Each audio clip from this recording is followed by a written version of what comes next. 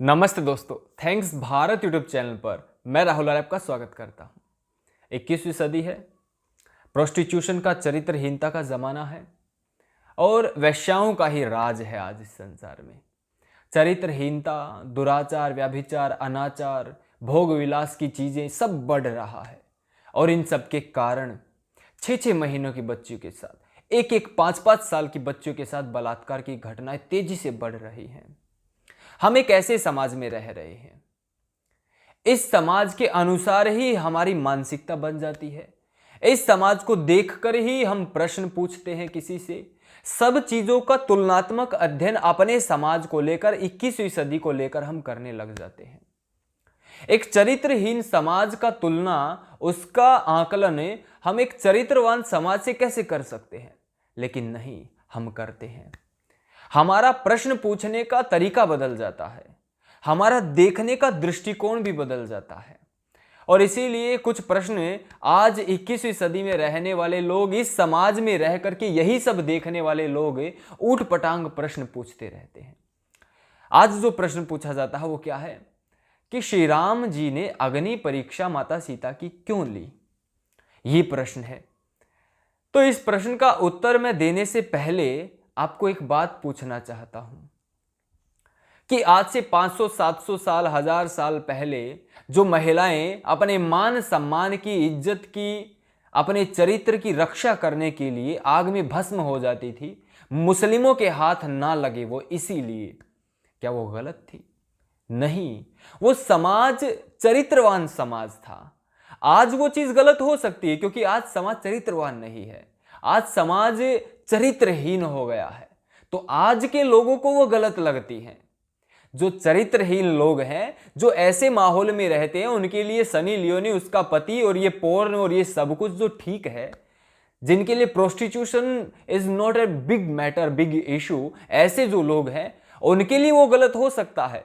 लेकिन वहां पर जब आप उस समाज को देखें तो वो चरित्रवान समाज था, सबके सब चरित्रवान थे।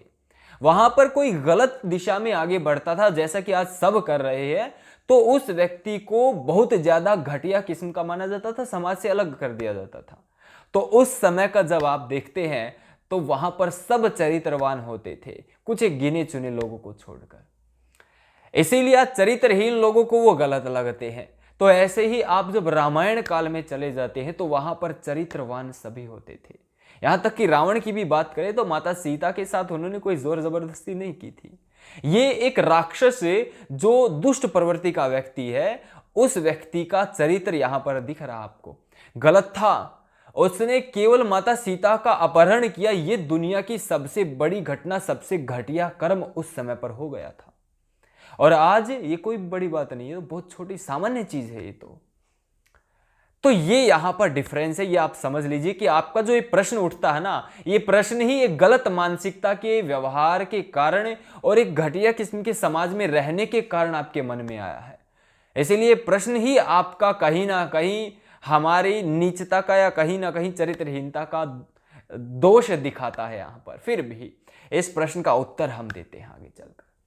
श्री राम जी के समय पर जब अग्नि परीक्षा हुई, युद्ध समाप्त हुआ, माता सीता श्री राम जी के पास आई और माता सीता के सामने श्री राम जी ने कहा कि हे विदेही, श्लोक यहां पर आते हैं, इस प्रकार से या लोग शंका करेंगे आपको अग्नि परीक्षा देनी चाहिए, जो भी वहां पर युद्ध कांड में ये सब आता है। 116, 17, 18वां सर्ग है, मेरे पास रामायण है। तो ये सब बात हुई तो माता सीता ने श्री राम जी को कुछ कटु वचन बोले और वो अग्नि में प्रवेश करने के लिए उद्यत हो गई। उद्यत हो गई मतलब अग्नि प्रवेश किया नहीं था, प्रवेश करने के लिए वो चल पड़ी थी। तो यहाँ पर श्लोक आता है। आजकल जो रामायण उपलब्ध होती है, मैं अनेकों बार कहता हूँ, इनमें बड़ी मात्रा में मिलावट है और निश्चित रूप से मैंने बताया है मिलावट कैसे पकड़नी है और क्या क्या मिलावट है, सब बता चुका हूँ, बहुत सारी वीडियोस गहराई से बना चुका हूँ। इसमें श्लोक आता है यहाँ पर 116वें युद्ध कांड 116वें सर्ग में 29वां श्लोक आता है, एव मुक्त्वा तु विदेही परिक्रम्य हुताशनम विवेश ज्वलनम दीप्तम निशंकेनान नांतरात्मना। इसमें छोटी सी मिलावट कर दी, विवेश ज्वलन दीप्तम, कि माता सीता अग्नि में प्रवेश कर गई, अग्नि के अंदर समा गई, ऐसा हुआ नहीं था। अग्नि के अंदर नहीं समाई थी माता सीता। ये यहाँ पर इन्होंने बड़ी मात्रा में मिलावट करने का प्रयास किया, छोटे से श्लोक में थोड़ी सी मिलावट कर दी। पूरा श्लोक अच्छे से क्या हो सकता है, एव मुक्त्वा तो विदेहि परिक्रम्य हुताशनम उद्यतो भूत प्रवेष्टम तम निसंगेनांतरात्मना। अर्थात माता सीता अग्नि में प्रवेश करने के लिए उद्यत हुई कि अब मुझे प्रवेश करना चाहिए, वो आगे बढ़ती है।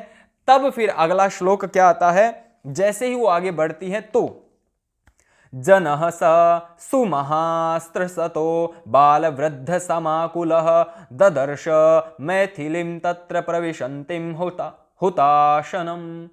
अर्थात जितने भी बाल वृद्ध बूढ़े जितने भी वहां उपस्थित थे सबके सब चौंक गए कि माता सीता अग्नि की ओर प्रविष्ट कर रही है, सबके सब भयभीत तो हो गए। ये दोनों एक दूसरे से जुड़े हुए हैं, इससे पता चलता है कि यहां पर कोई मिलावट नहीं है।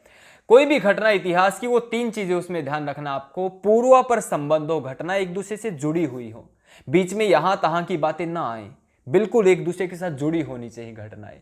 और दूसरी बात, उनमें कोई भी प्रकरण विरुद्ध बात नहीं होनी चाहिए। प्रकरण चल रहा है, कोई लेखक आपको सिखा रहा है भोजन कैसे करना है और बीच में एक बात आ गई कि बच्चा कैसे पैदा करना है, तो प्रकरण के विरुद्ध बात नहीं होनी चाहिए। यहां पर ये दोनों श्लोक एक दूसरे से जुड़ रहे हैं। इसके बाद जो तीसरा श्लोक जुड़ता है, वो श्लोक जुड़ता है कि सीता माता जैसे ही आग में कूदने के लिए तैयार होती है तो श्री राम जी माता सीता को रोक लेते हैं। आगे यही हो सकता था इसके आगे, क्योंकि माता सीता जैसे ही जा रही थी तो कोई रोकेगा, तो श्री राम जी माता सीता को रोक लेते हैं। ये तीनों के तीनों श्लोक जुड़ जाते हैं। लेकिन रामायण में ऐसा यहां पर नहीं हो रहा। यहां पर बीच में 50 श्लोक सारे के सारे प्रकरण के विरुद्ध हैं। उसमें इधर उधर की कहानियां, गुड्डे गुड्डियों की, उसने रोका, उसने श्री राम जी को ये कहा, अरे तो पवित्र है माता सीता, अग्नि देवता प्रकट हुए, ये जितने लगभग 50 श्लोक के अंदर अंदर यहां आते हैं वो प्रकरण से विरुद्ध है। जो बात चल रही है उससे विरुद्ध है वो 50 के 50। वो सारे आप निकालेंगे तो 51वां श्लोक आता है जो प्रकरण से जुड़ जाता है कि श्री राम जी ने माता सीता को रोक लिया। और फिर श्री राम जी क्या कहते हैं, फिर अगला श्लोक उससे जुड़ जाता है, अवश्यम त्रिषु लोकेषु न सीता पापमहरते दीर्घकालोषिता हियम रावणान्तःपुरे शुभा। अर्थात निश्चय ही माता सीता तीनों लोकों में शुद्ध हैं, पवित्र हैं, ये श्री राम जी कहते हैं, मैं ये जानता हूं। फिर आगे भी वो कहते हैं, बालिशः खलु कामात्मा रामो दशरथात्मजः इति वक्ष्यन्ति मां संतो जानकीमं विशोध्य ही। अर्थात मैं ये जानता हूं कि वो निश्चित रूप से शुद्ध है, लेकिन यदि मैं उनकी शुद्धता की परीक्षा यहां नहीं करता सबके सामने तो लोग यही कहते कि दशरथ पुत्र श्री राम में बड़ा ही कामातुर है, एक स्त्री के काम में उसके प्रेम में पड़कर अंधा हो गया है कि वो रावण के पास रहकर आई है और ऐसे ही अपना लिया। तो श्री राम जी कहते मैं जानता हूं वो पवित्र है, मैं अपनी पत्नी को अच्छे से जानता हूं, लेकिन लोग ये ना कहें कि राजा राम कामातुर है, मतलब काम के अधीन हो गया, वो दुराचारी व्यभिचारी है, इसीलिए उसने सीधा अपना लिया माता सीता को। अब श्री राम जी लोगों की परवाह क्यों करते हैं, प्रश्न ये उठता है, यहां लोगों की परवाह क्यों करते हैं। तो मैं यहां आपसे प्रश्न पूछ सकता हूं इसी चीज का उत्तर देने के लिए, do you think Shri Ram was an ordinary man? क्या वो एक सामान्य व्यक्ति थे? नहीं। रावण को मारकर श्री राम जी इस संसार के सबसे शक्तिशाली राजा बन गए थे, पूरे संसार को जीत लिया था, ये कह सकते हैं आप।